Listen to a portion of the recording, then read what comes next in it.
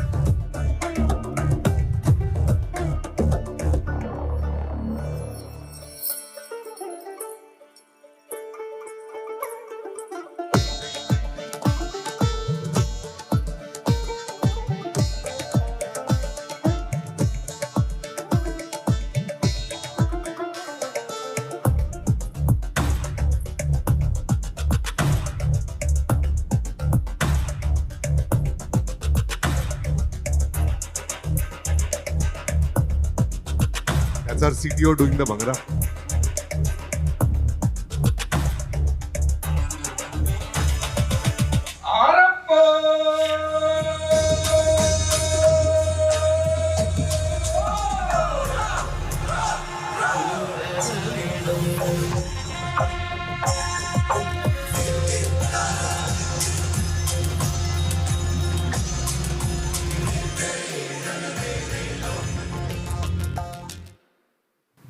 Wow.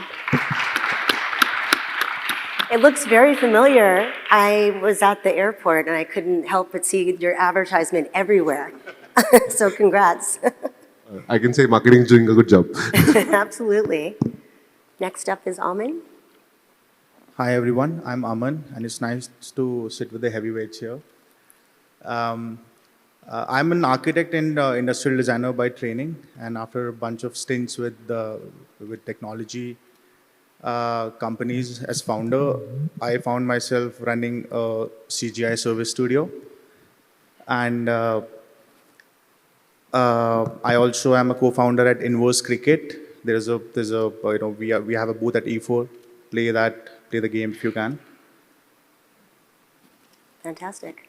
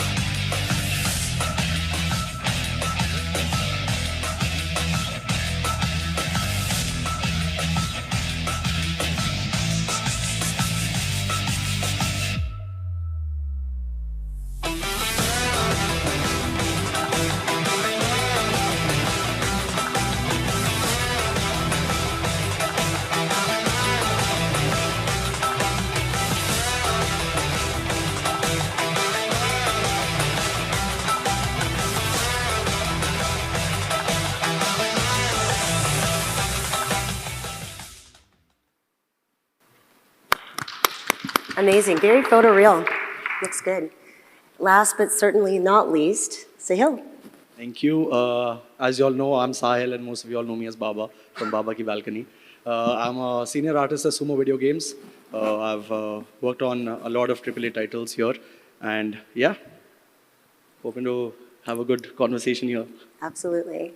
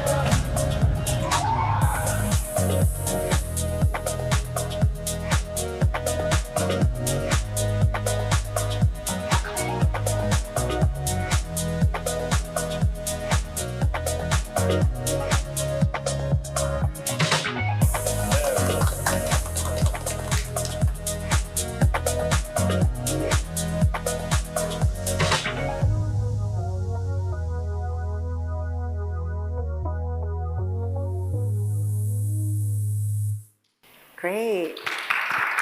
Beautiful work and beautiful team. All you guys have such unique bodies of work, and that actually leads me to my first question. We had the opportunity to meet each other yesterday and chat a little bit, and you all have really unique backgrounds and interests. Saahil, we talked about you having a podcast. Aman, you mentioned that you have an architecture and industrial design background. Samveda, you and your team create a lot of non-gaming content. Roby, you have a lot of experience as an engineer. You created a game engine. So how does your background and interest contribute to the work you currently do in gaming? And Robbie? So I'll start with, we didn't really have a choice. All five founders are programmers. So that's how we ended up getting inside of it. Like we often joke that our CEO, who's currently the CEO, he was our best artist till we hired our first artist. So we ended up kind of, building a team around dev. So that's kind of why we're an engine-heavy tech company kind of building games. But what we kind of found very interesting was the challenges of building for the region. We started building a shooter in 2014 when people would laugh at us of nobody will play a touchscreen dual-stick shooter on a low-end Android device. We solved that with our first title called Mask Gun. Even today, we built Indus so that it runs on lower-end devices. We believe there's a very large market because of internet being everywhere. And that's kind of given us a lot of perspective in terms of what kind of content will render well on all kinds of devices. We're not building for, let's say, a AAA screen. We're building for a 8,000 rupee Oppo A15 device that a teenager has been typically given by his parents in a tier 2, tier 3 town.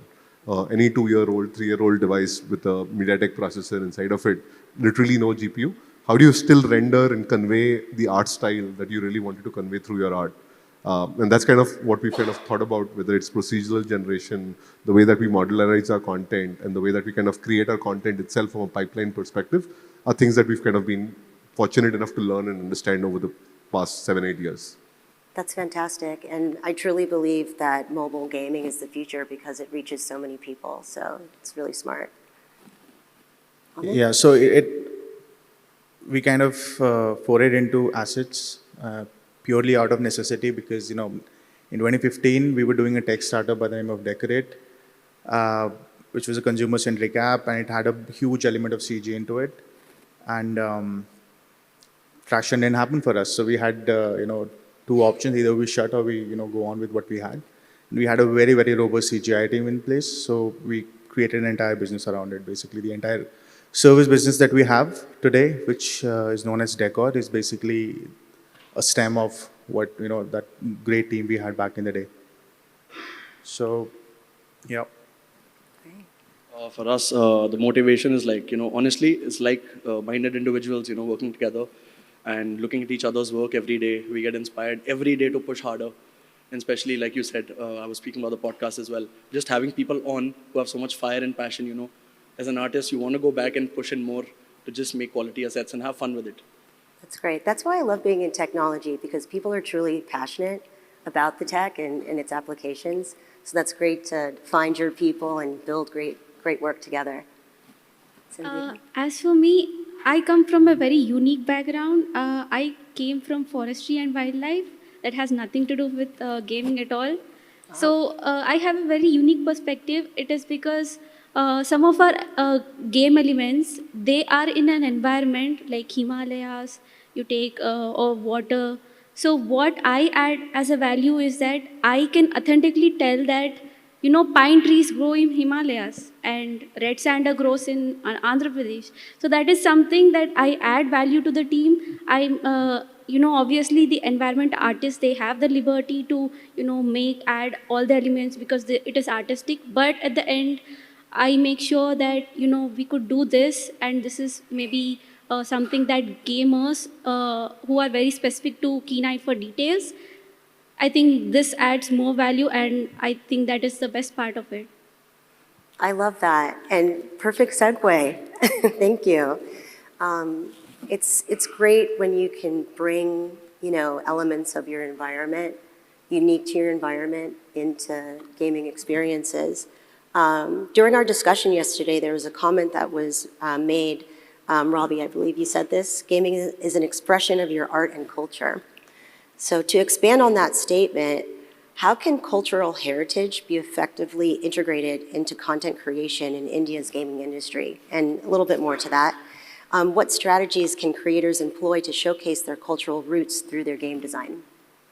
So I think, I'll take a step at trying to answer it again. I'll repeat what I kind of said earlier. Whenever we looked at games all around the world, we felt that we learned about other cultures through games. Whether it was playing Ghost of Tsushima, whether it was playing Minecraft, any one of these places, we kind of learned a lot more about culture by playing games. And then when we kind of looked at a very large population like ours who's playing games, we kind of found ourselves underrepresented in the world of gaming from an Indian perspective. And India is a very rich heritage, great art, culture. And we thought that there should be some way of representing that in games.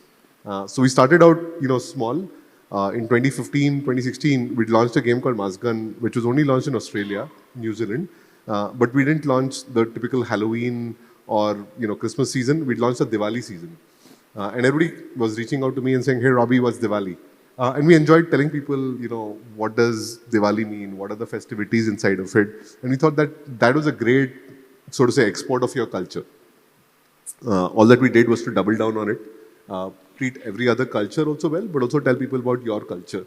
What you see today in Indus is kind of what we call the theme of Indo-futurism. We kind of call it was heavily inspired by the movie Black Panther and its take on Afrofuturism, where on one side you see the art, tradition, culture of Africa, but you also see Wakanda's the most futuristic city in the world. And we thought that India and futurism didn't go well together. Like whenever somebody saw something sci-fi, something modern, they didn't associate the word India with it. We wanted to change that perception, which is why we kind of said that what if the Indus Valley civilization didn't really die? What if it was so advanced that it flew off to a distant galaxy and you're now discovering this galaxy 1,000 years later? What would that look like? And that's really our imagination, our take on Indo-futurism, or in easier words, Indus is essentially the environment is building the Wakanda of India. Then we kind of went down to characters, guns, weapons, and then we kind of realized that hey, we took the Taj Mahal and we made him into a robot. And we did that before Pathfinder was there. So kind of looks similar, but kind of thought more about it. We took Morni, Hina. We have a bunch of characters. If you play a game, you'll actually see a lot of them inside of it. Some of them are true to lore. Like, our Taj comes in 3 colors. You've heard of India as one Taj Mahal, but did you know that it has 2, but should have had 3? Oh, I did not know that. Okay, so that's kind of, and how many people in the room know that there are more than one Taj Mahals in India? Like, few, but. Okay. So we thought that that's the best way to tell the story. If I was to make Black Panther again, especially for this age and generation, I would not make a movie or make a game. And that's really what Indus is. There's the white Taj in Agra, obviously. There's the pink Taj. It's slightly weathered, but that's in Aurangabad. And Shah Jahan himself wanted to make his own mausoleum as the Black Taj, which we call the Obsidian Taj in our game. But that's kind of how we have every character inside of it that way. Every element of our game, Indus, actually features multiple islands. I don't know how many people have heard of the Jatayu Earth Center in India. Okay, that's more than I expected. But for example, nobody would think that a mythological story actually has such a large representation in India.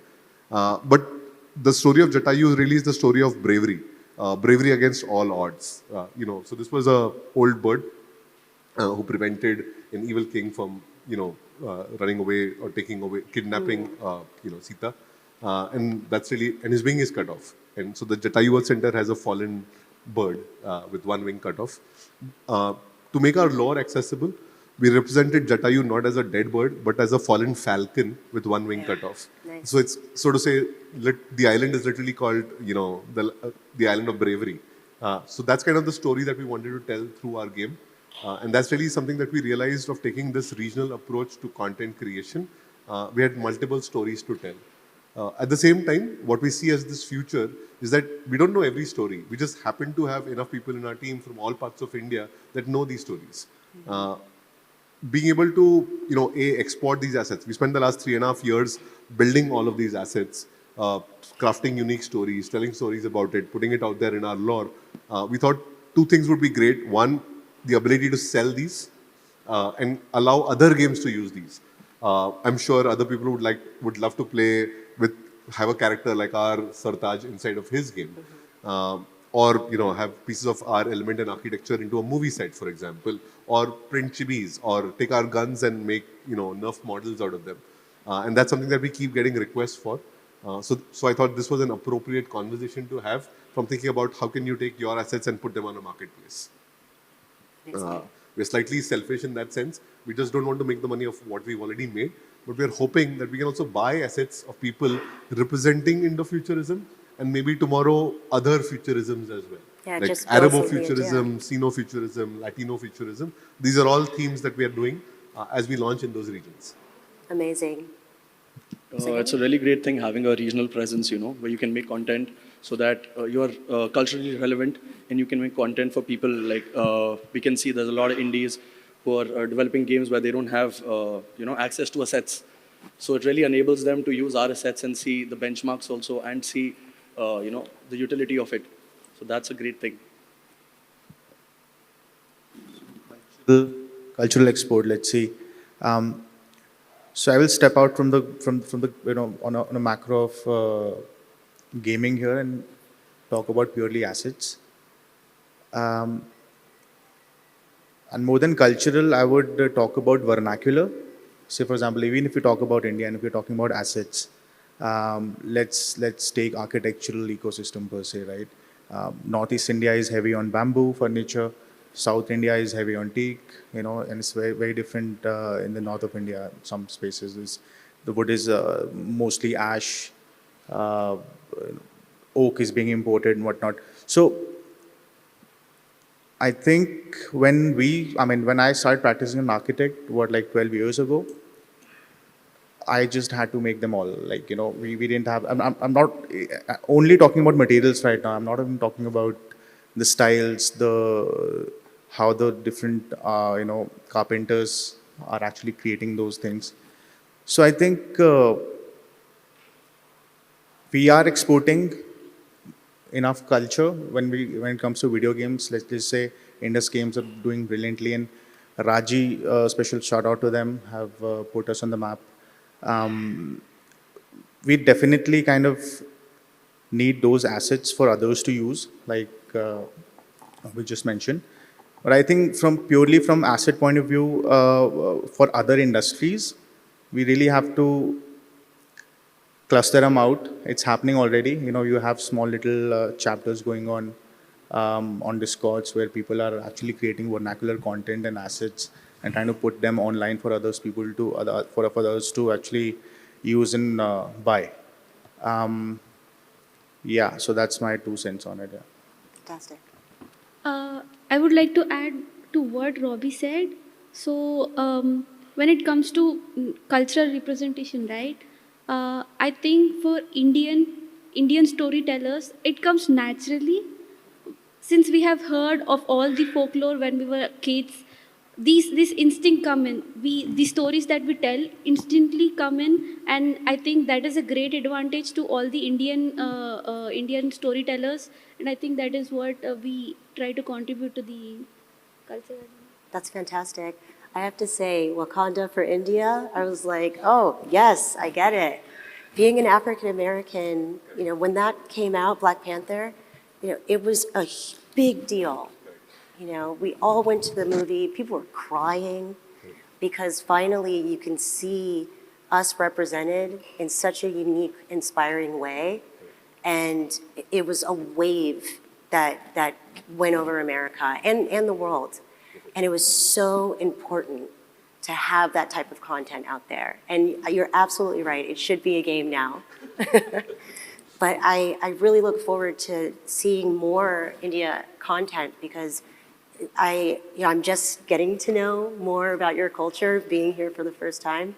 But the colors, the vegetation, everything is so unique. So it's exciting to see how that translates into different content and games.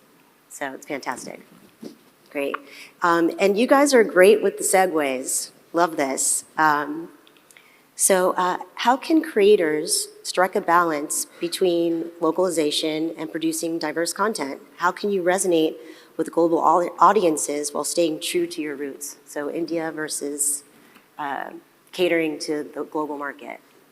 So I think, India is like a perfect place, or Indian artists, developers are kind of perfect to kind of think a little bit about it because, all of our news is global news. So we've always grown up kind of seeing other cultures. All of our media is also global. So obviously everybody has a feel for it. Might not be as nuanced, but definitely has a feel for what global content looks like. Very strong representation of, skills to kind of make content like that because we've had a traditional industry here to kind of make content. Now that you're kind of exporting our content in, you're also going to be a lot more mindful of importing other content in. So I think that cultural exchange of content, as people kind of create content for their own culture, they realize how they've been stereotyping other cultures as well. So our reason to kind of give out some of our content or license out our IP, our intention is to, we've always built Indus as an IP business rather than a game. We think of building this IP called Indus, and then you'll have various transmedia applications of it. We've already seen people wanting our t-shirts, our merch, our chibis are very, very popular. There's fights every time that we kind of make chibis and 3D print them. And we thought that that would be the perfect way of kind of eliminating other people's stereotyping what Indian content might look like by exchanging it with others and letting other more popular games use it. Similarly, in other fashions, in some cases, we bring in Japanese anime inside of one of our games, and then you're importing content. I think having a marketplace that allows you to do that without the necessities of going through large contracts and biz devs and just being able to kind of do this instantly is something that the industry would eventually kind of need. And I'm glad that we're doing something around it. That's great. I think the service export that is happening from India, in the gaming industry generally is massive already. And we have artists, from north to south creating assets, left, right, and center. I think more localized IPs are going to bring forward, the more localized content assets, wherein it's more about the story, right? I mean, if these guys are telling a story which is India centric, India of Wakanda of India, the assets, it's already being made here. We just have to give it a direction, a specific IP, a specific story to tell, basically, and it will follow really. And of course, marketplace is going to be important. Right now, we have a lot of scattered URLs across the web wherein we can go out there and download and whatnot. But yeah, I mean, we switch DCC tools, these days like anything, and we need a place wherein we can actually get everything and anything. So yeah, I mean, that's my 2 cents. As Robbie also mentioned, right, we were talking about how stereotypical assets look like. And I think when you go to any marketplace, especially us here, if we write in a Japanese temple, we can find things. It's really hard to find Indian assets. So I think once we start putting our assets out, it's going to be a norm. People will get used to it, and it looks like how generalization of all assets are. Eventually, it will be the same. For us, we are making a lot of packs also, diversification of a lot of assets, so that a lot of packages and a lot of assets that people can, see where we come from. So there's no particular direction as, oh, these are Indian assets. But yeah, as we were talking about the cultural heritage as well, it's really important to put our assets out there. So at end of the day, it becomes a norm to see those assets. Yeah. For cultural aspect, so what I want to say is that many of you know Sucker Punch. They made a Japanese game, Ghost of Tsushima. It's very popular, made millions of sales. They are a US studio. They are not a Japanese studio. But they made an authentic Japanese game. So I think we as an Indian studio and other Indian studios out here, if we are able to make an authentic game, I think it's going to globally appeal a lot of gamers, and making a good authentic game is what I think is appealing to global audience. That is what they're looking for. Different cultures, experiencing that culture is something that gamers are looking for. Yeah. I can't agree more. Authenticity is something that's valued more and more with the deep fakes, everything that you see online. It's like we want something real. And it's great that you guys are taking ownership of your narrative, like taking ownership of that stereotype that's out there. I think it's fantastic. I'll also add one more thing is ultimately it's not just the asset. I think it's also the asset creator.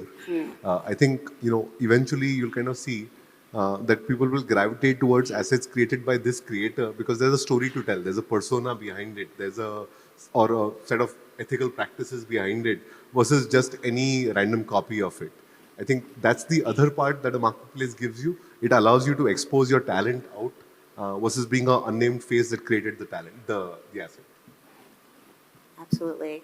And the more this industry expands, the more people are going to look to the creator and who they are. Yeah, I mean, see, the creator economy is as important here going forward as it's for your YouTubes and TikToks of the world, really. The better the assets are, the likelihood of you making more money is out there, really. Um, on that note, I think we had Avinash give a he had a panel or he was solo here, Antariksh Sanchar.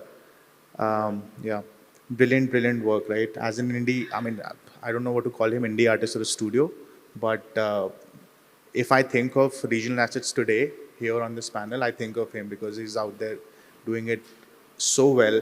And I think as and when we have 4 or 5 of such guys doing these things, studio follows, and you have something you can make passionately and make money out of it as well. So that's really important. That's great. So you guys brought up marketplace quite a few times. The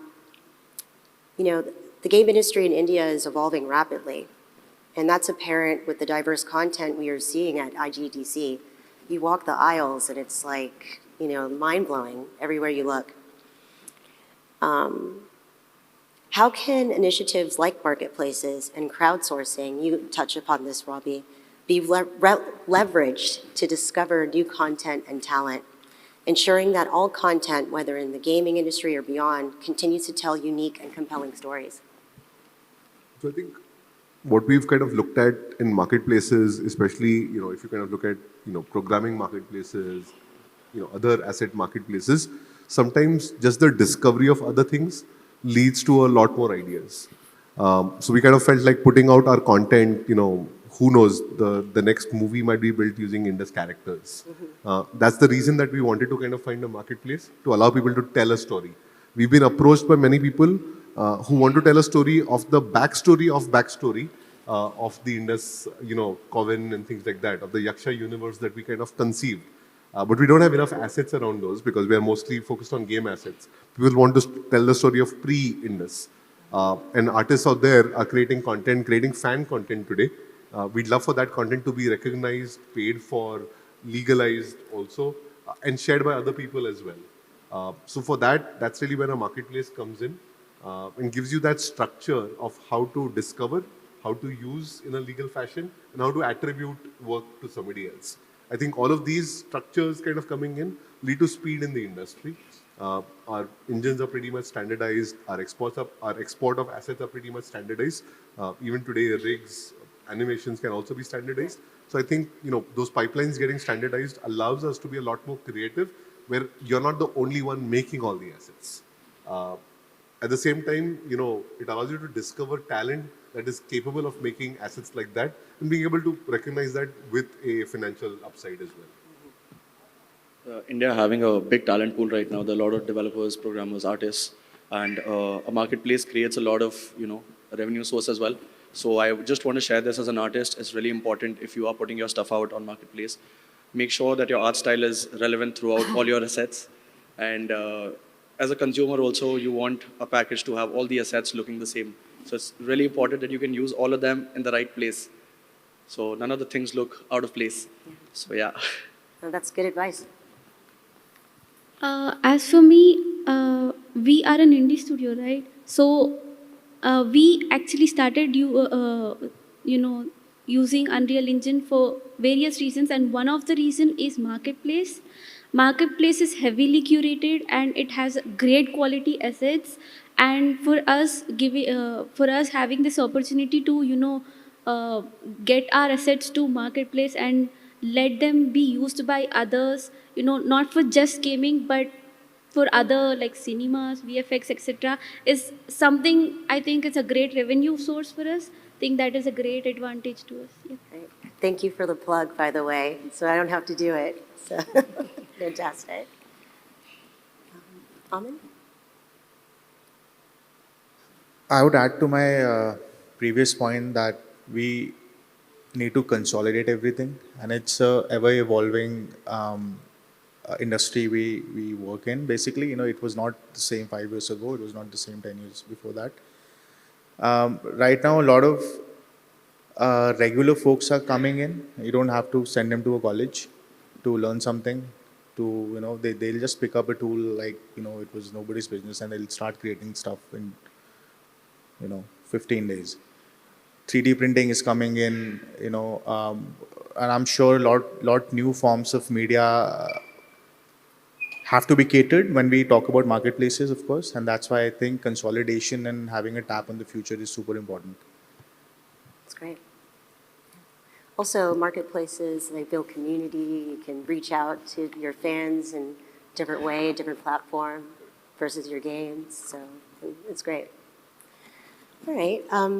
What do you feel is the evolution of gaming and the general 3D industry in India and or global? No, I think what's changed is obviously internet. My kids grew up only watching YouTube. So I would say that if you were an Indian YouTuber, if you were an Indian parent, then what I've seen is my kids were watching foreign YouTubers play foreign games. Now they watch Indian YouTubers play foreign games.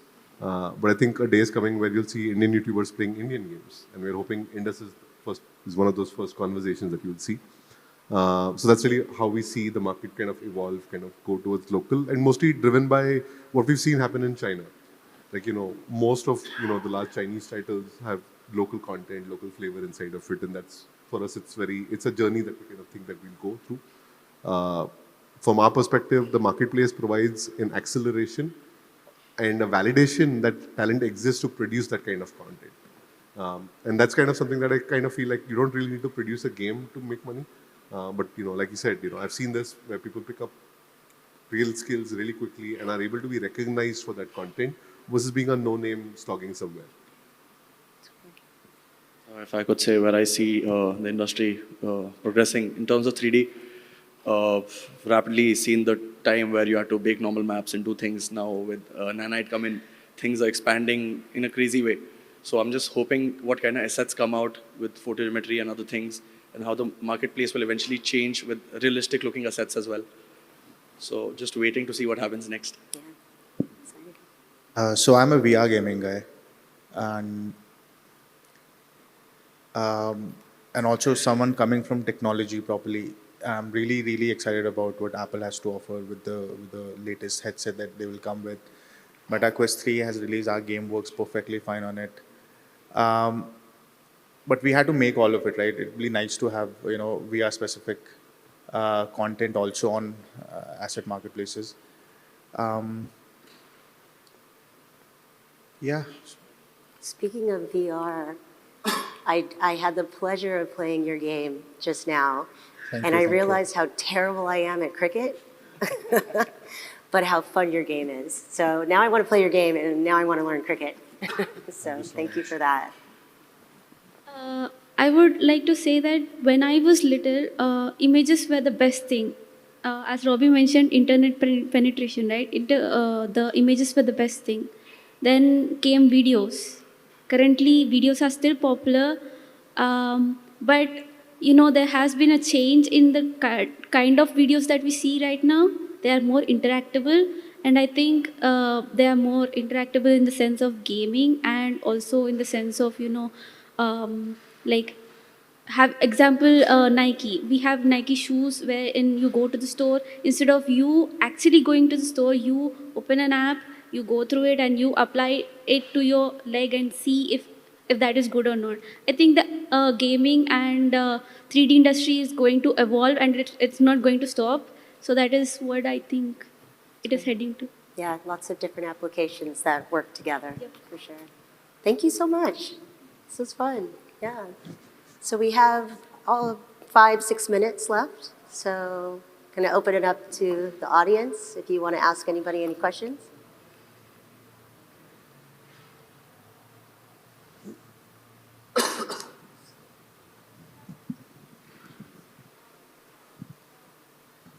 Hi. What are some of the mistakes that artists can make while selling their assets online on a marketplace in general, what would be the biggest mistake and what should the artist do to make their artist more popular or sell more in general?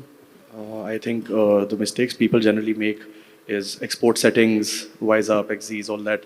Uh, to answer your question, those are the actual mistakes people do. Your thumbnail will be looking upside down when you import the asset, things like that. So you generally cannot see the asset, which is on a thumbnail or a picture. But talking about what they can do to be there in the marketplace, I think consistency and good quality.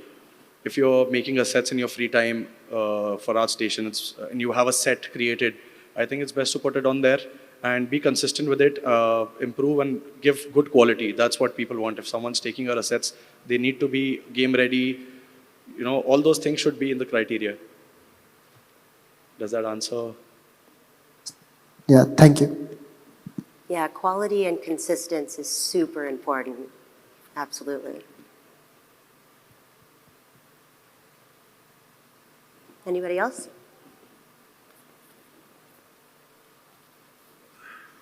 Hi. I just wanted to understand, so most of the assets that go on marketplace for you guys are game assets, but that the assets that are required for games and the assets that are required for cinema or for some other purposes, you need really good optimization, especially as Robbie said, that you're not creating games which are really usable for lower end mobile phones. So sometimes the assets that are applicable for you may not be applicable for some of the other studios. So how do we make sure that we have an asset that is usable for a wider audience? I mean, typically, when you make your asset, there'll be a high poly version and a low poly version and LODs in between. So I think that's already a very established practice. Saahil is a better artist than me, so he'll know. I think on point. Okay, thank you.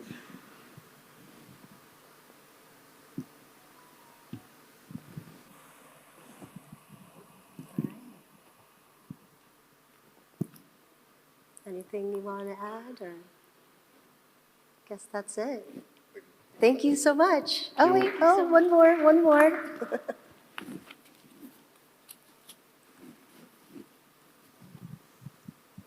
Hello? Am I audible? Yes, sir. I completed my master's in game development, and after doing my master's, I get to know what is game development, and I get to know that programming is not my part. It is not my thing. So I joined in game art certification course. I'm doing it, and I'm interested to learn both 2D and 3D. But getting into industry, I have to stick with only one 2D or 3D.